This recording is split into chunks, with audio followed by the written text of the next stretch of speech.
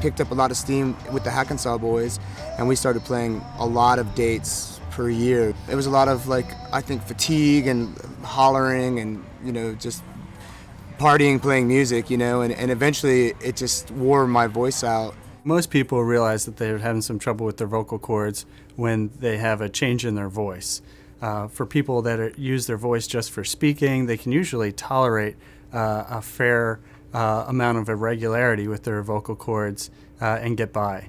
Now, when we deal with professional singers, they're much more attuned to the subtleties and the changes in their vocal cords.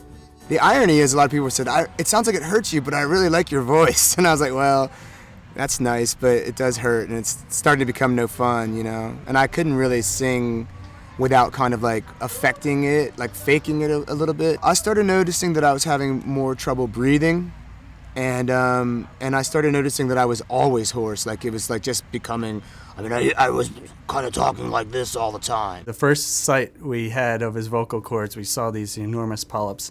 At the time I said, those are the largest polyps I've ever seen, and still to this date are the largest polyps I've ever seen. He was actually having breathing difficulties because they were so large, and he was physically choking on the polyps, so he was doing a lot of throat clearing. I told him, you know, this is definitely going to require surgery.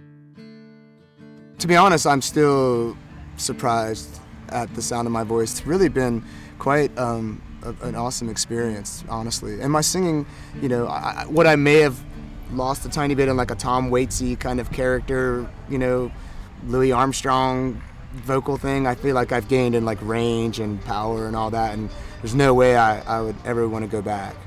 He's recorded a new album. He's very excited. It's going to be the first time anyone's heard his true singing voice in 10 years. You know, I have a lot more confidence.